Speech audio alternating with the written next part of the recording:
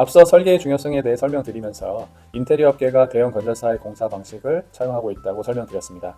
인테리어 프로젝트와 건설사는 그 예산 규모가 달라서 건설사처럼 이를 세분화해서 일일이 담당자를 둘 만큼 그 예산이 허락되지 않는다고 했습니다. 그래서 설계도 기획, 실시, 현장, 렌더링 이렇게 세분화되어 있지만 각 설계 프로세스를 잘 이해해서 간소화하여 한두 명의 디자이너가 두루 처리할 수 있게 고민해 봐야 된다는 의미였습니다. 기본적으로 건설사는 신축 공사를 하죠. 반면에 인테리어업은 리모델링을 합니다. 신축 공사와 리모델링 공사를 비교해보면 그 프로세스의 근본적인 차이가 있고 신축 공사하듯 건설사의 방식을 따라하다 보니 일의 효율이 크게 떨어지고 비용적으로 크게 손해보는 측면이 있다라는 것을 말씀드리고 싶었습니다. 디자인 측면에서 계속 말씀드리면 신축 공사는 맨 땅에서 건물이 올라가기 때문에 흰 도화지에 그림을 그리듯 건축 규정에 맞게 그려나가면 됩니다. 디자이너가 현장을 몰라도 현장을 가보지 않고 디자인을 할 수 있습니다. 디자이너가 현장 경험이 전무한 경우도 많죠. 그럼에도 건설사의 신축 공사는 현장 소장에게 설계 도면만 전달되면 맨 땅에서 건물을 새로 올리는 것이기 때문에 설명서 보고 레고 조립하듯 설계에 맞춰 비교적 순차적으로 진행이 잘 되는 편이라고 생각해요. 하지만 인테리어 리모델링은 한마디로 수많은 변수와의 싸움이라고 말할 수 있습니다. 변수란 한마디로 도면을 그렸는데 도면처럼 시공이 안 되는 경우를 말합니다. 힘들게 도면을 준비했지만 이런 그림으로 시공할 수 없다, 치수가 맞지 않는다, 현장도 모르면서 설계했다, 이런 볼멘 소리 들어본 디자이너들 많을 겁니다. 다시 말해 신축 공사하는 방식으로 디자이너가 현장을 모르고 현장을 가보지도 않고 무작정 디자인 작업을 하면서 생기는 일입니다.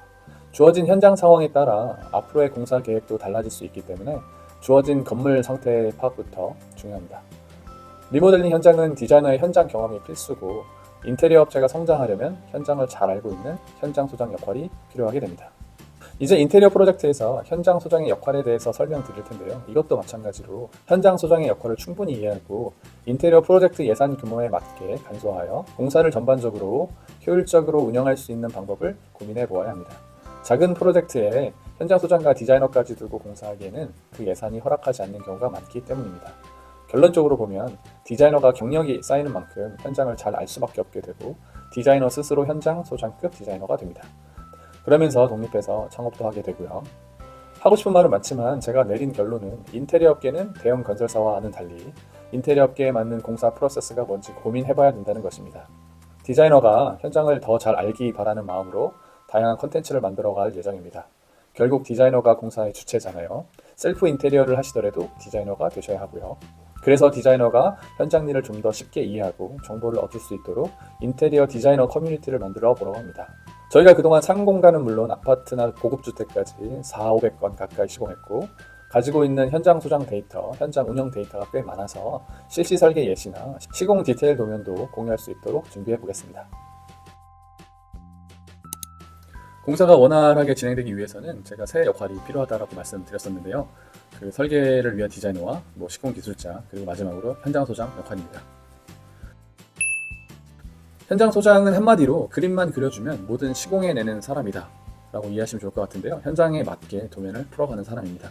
스타벅스 카페 같은 데 가셔도 마감재가 뭔지 단번에 알아채고 분석할 수 있고 카피할 수 있는 그런 능력 있는 사람입니다. 디자이너가 가장 뿌듯한 순간이 내가 설계한 디자인이 그 현실에서 똑같이 나왔을 때 그 쾌감이 있거든요. 하지만 시공을 모르고 한 디자인은 디자인 시안과 실제 공사 결과물과 다를 수밖에 없고 디자인 결과물이 다르면 고객과 분쟁의 여지를 만드는 꼴이 되겠죠.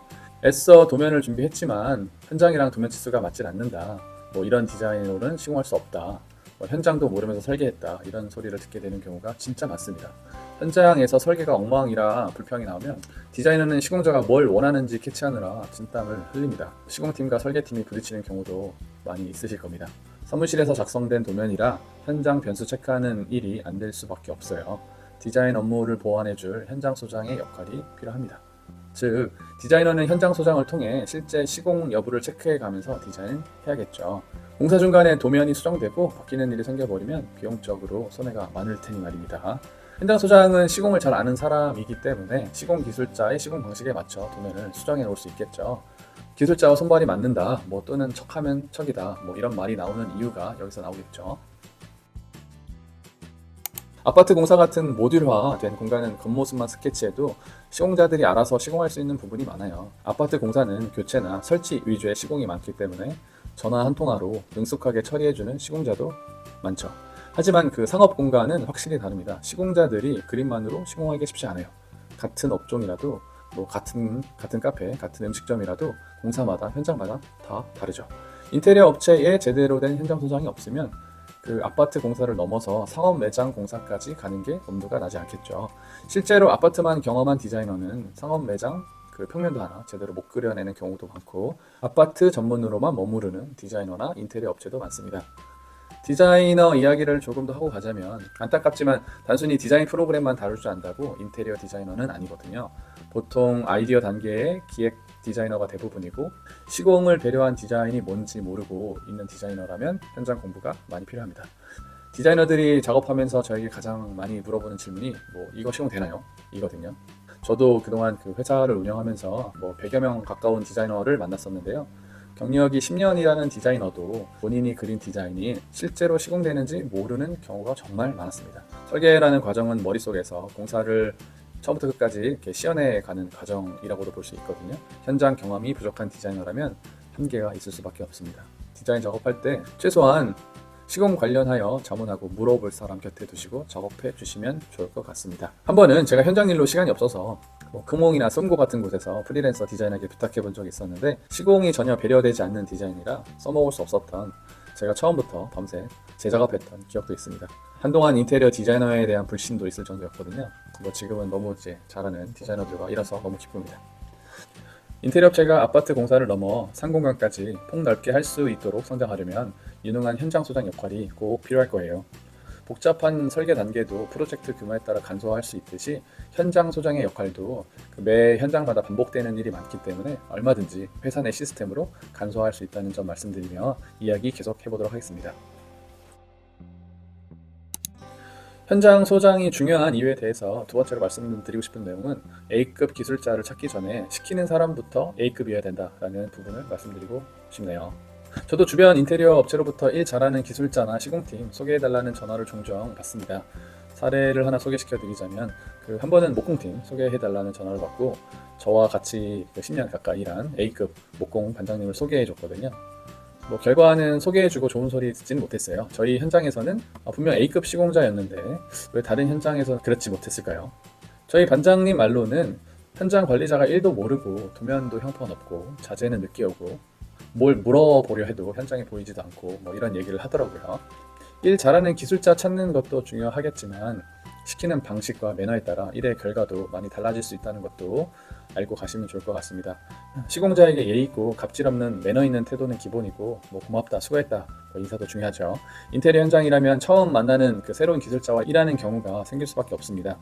먼저 너무 아는 척 많이 해서 새로운 기술자가 주눅들거나 기분 나쁘게 하지 않는 것도 중요하고, 저 같은 경우는 제가 생각했던 시공 방식과 조금 달라도 공사 결과가 큰 차이 나는 상황이 아니라면 시공자의 방식을 존중해 주려고 합니다.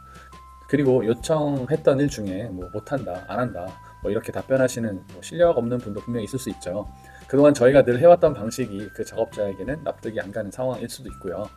저희 방식을 고집하지 않고 그럼 시공자가 할 수 있는 만큼 그 사람의 한계가 어디까지인지 빨리 파악하고 딱 그만큼만 부탁하는 것도 요령이라고 할 수 있습니다. 그 기술자가 베스트 역량을 낼 수 있을지에만 초점을 두고 소통하는 편입니다. 현장을 너무 비우지 않는 것도 중요하고, 감시하는 것처럼 서 있으면 기술자가 아무래도 불편할 수 있으니 현장에서 같이 주변 정리도 해주면서 적극적으로 도와주는 것도 좋겠죠. 기술자를 시킨다는 생각보다 우리를 도와주러 오시는 분들이라고 생각하는 게 더 낫겠고, 마음에 안 드는 작업자라도 이왕 작업하러 왔으니 우리 현장에 있는 시간만이라도 최선을 다할 수 있도록 끝까지 배려해서 공사가 차질 없이 진행될 수 있도록 하는 것이 중요한 것 같습니다. 이런 역할이 모두 현장 소장의 역할이 될 수 있죠. 현장 소장의 역할이 중요한 이유 세 번째로, 인테리어 공사 현장에는 책임지는 사람을 찾아볼 수 없다라는 말을 드려보겠습니다. 시공자 중에서 본인이 직접 시공은 하지만 책임지지 않겠다, 그러니 현장에 와서 컨펌해라, 그리고 컨펌한 사람이 책임을 가져가라, 이런 시공자들이 많죠. 시공자들이 무책임하다는 소리가 절대 아니고요. 시공자들은 경험이 많기 때문에 본인들이 책임질 수 있는 그 선을 정확하게 표현하는 것 뿐이거든요. 예를 들어 이건 내가 할 일이 아니야, 다른 작업자 시켜, 이런 말을 들을 수도 있고, 현장 상황이 처음 설명한 것과 달라서 추가 비용을 더 줘야 된다, 이런 소리도 들을 수 있을 겁니다. 기술자는 알아서 책임지고 공사를 예쁘게 끝내주는 사람이 아니라는 것 아셨으면 좋겠고요. 현장 소장의 역할을 잘 이해하고 있지 않으면 공사가 원활하게 마감되기 쉽지 않죠. 이러한 이유로 셀프 인테리어는 문제가 많이 생길 수 있습니다. 피해를 봤다기보다는 기술자가 준비 안 된 현장에서 억지 시공을 한 경우가 무척 많습니다. 마감이 좋을 리 없죠. 한 커뮤니티에서 이런 글을 본 적이 있는데 페인트 업자한테 공사를 맡겼는데 엉망으로 공사했다, 이런 내용이었습니다. 작업한 사진을 보니 너무 엉망이긴 했어요. 알고 보니 일을 맡기면서 얼굴 한번 제대로 보지도 않고 알아서 시공하고 가라고 전화통화만 하고 현장을 내맡겼습니다. 현장 관리가 안 돼서 현장 소장의 역할이 없었던, 그래서 생긴 일은 사기당했다고 하소연해봐야 소용없거든요. 시공 기술자도 어린아이처럼 손이 엄청 간다 라고 차라리 이렇게 이해해 주시면 좋을 것 같고요. 투정도 많고 불만도 많고 절대 알아서 해주지 않는다, 그러니 사전 이제 공사 준비를 철저히 하셔야 된다 라고 하는 거를 꼭 기억해 주셨으면 좋겠습니다. 현장 관리, 즉 현장 소장의 역할에 따라 마감 퀄리티도 많이 달라질 수 있고요. 현장 소장의 역할을 잘 이해하고 있지 않으면 공사가 원활하게 마감되기 어렵다, 이런 부분도 체크하시면 좋을 것 같습니다. 네 번째로 말씀드리고 싶은 것은 기술자를 너무 믿지 마라, 너무 의존하지 말라라는 말씀을 드리고 싶습니다. 셀프 인테리어를 먼저 말씀드리면 설계 단계가 무시되면 현장에서 기술자에게 추천해달라고 하는 경우 많잖아요. 기술자에게 의견을 많이 물어보게 될 겁니다. 기술자가 뭐라 설명해도 일반인 입장에서 알아듣기 정말 쉽지 않습니다. 결국 알아서 해주세요 라고 기술자한테 맡겨버립니다. 시공 기술자들은 대부분 한 분야의 전문가이지 인테리어 전체를 보는 눈은 분명 부족합니다. 해왔던 방식을 추천할 거고, 왜? 해왔던 방식이 안전하다 생각이 들 테니까요. 그리고 해왔던 방식은 올드할 확률이 높아요. 제가 그 상업 매장을 종종 보면 이 매장은 디자인 없이 목수가 와서 공사한 매장이구나 한눈에 알아볼 수 있거든요. 특히 목공은 후정산이라 목수한테 소위 눈탱이 맞는 소비자들도 많죠. 인테리어 업체도 마찬가지입니다. 인테리어 업체를 운영하다 보면 늘 쓰던 시공팀이 있어서 의지를 많이 하게 됩니다. 아시겠지만 기술자들이 프리랜서라 다른 공사 현장에 매여 있다면 우리 현장에 못 들어오는 경우가 꼭 생기죠. 특정 기술자에게 의존도가 높은 인테리어 회사는 기술자가 바뀌면 현장 진행이 엉망이 됩니다. 주방장이 바뀌면 망하는 식당이 되는 거죠. 인테리어 업체를 꾸리려면 어떤 시공자가 와도 그 공사를 진행할 수 있는 능력은 필수입니다. 기술자를 믿고 맡기는 공사는 하지 마시고 시공 과정, 그 시공 방식에 대한 정확한 정보를 믿고 맡기셔야 됩니다. 이런 것을 판단해줄 현장 소장의 역할 다시 한번 기억해 주셨으면 좋겠고요. 현장 소장의 역할은 어느 기술자가 와도 시공 가능하게 현장 단도리를 할 수 있는 능력이 포함됩니다. 시공을 알아야 자재 속임이나 하자로 인한 추가 피해를 예방할 수 있겠죠. 인테리어 업체라면 공정마다 시공 방식, 사전 준비물, 시공별 체크리스트나 이념 사항에 대해서 잘 누적적으로 기록하시기를 부탁드리고, 업체만의 시공 방식을 시방서처럼 만들어 보시는 것도 꼭 추천드립니다. 현장 소장 역할의 끝판왕은 우리 회사만의 직영팀을 꾸려보는 일입니다. 보통 도구업자에게 견적을 받고 시공을 통으로 의뢰하는 방식이 많죠. 도구업자에게 일을 맡기면 도구업자가 정직원을 데리고 와서 일하는 게 아니라 랜덤으로 기술자를 모아서, 다시 말해 시공팀을 급조해서 시공하는 경우가 더 많거든요. 물론 모든 공정을 그렇게 할 수는 없죠. 프로젝트 규모가 클수록 도급에 더 유리할 수도 있고, 제가 말씀드리고 싶은 건 전체 프로젝트의 직영화가 아닌 부분 직영화를 의미하는 거고요. 직영팀의 최대 장점은 시공비를 20에서 30%까지 줄일 수 있고 최대 50%까지 줄일 수도 있는 공정도 많습니다. 특히 상업 매장 공사할 때 도급 업자에 의존해 공사하면 공사비가 너무 높아지거든요. 저희 그 회사 같은 경우는 목공, 설비, 금속, 타일, 전기, 유리시공, 철거, 필름, 창호까지 직영으로 운영하는 비중을 계속 높여가고 있는데요. 사실 도급 업체보다 A급 1당 작업자 찾는 게 더 수월할 수 있고, 시공을 직접 주관하고 관리하니 원하는 디자인을 뽑아내기 수월하고, 소비자는 같은 비용으로 더 많은 혜택을 받을 수 있고 보다 합리적인 금액의 공사 진행이 가능해지겠죠. 직영 시공은 시공에 대해서 정말 잘 아는 작업자 관리가 가능한 현장 소장 능력 아래 만들어져야 한다는 부분입니다. 일당 작업자만 찾아서 알아서 하라고 하는 것은 분명 아닙니다. 도급 시공을 직영화하는 내용도 기회되면 말씀드릴 기회를 만들어 보도록 하겠습니다. 종합해서 설명드리자면 저희 인테리어 업계는 건설사의 공사 프로젝트 운영 형식을 많이 차용하고 있기 때문에 건설사 이야기부터 시작했습니다. 평당, 회배당 이런 면적 단위로 계산하는 견적서부터, 그리고 계약서를 비롯한 그 각종 공무 양식, 현장 기술자도 그 목공, 전기, 설비 등 공정별로 이렇게 세분화되어 있고 전문화되어 있잖아요. 이런 것도 전부 건설사 방식입니다. 건설사는 그 프로젝트 규모가 크기 때문에 충분한 예산과 인원으로 분업화해서 일처리하는 이런 체계적인 구조가 가능하지만 저희 인테리어 프로젝트는 그 예산 규모의 한계로 한두 사람이 멀티로 다양한 포지션을 처리해야 하는 그런 구조가 생길 수밖에 없습니다.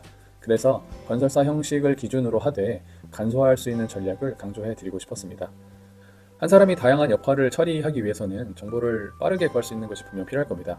가장 좋은 방법은 인테리어 업체들이 서로 협업해서 다양한 정보를 공유할 수 있는 분위기가 만들어질 수 있었으면 좋겠습니다.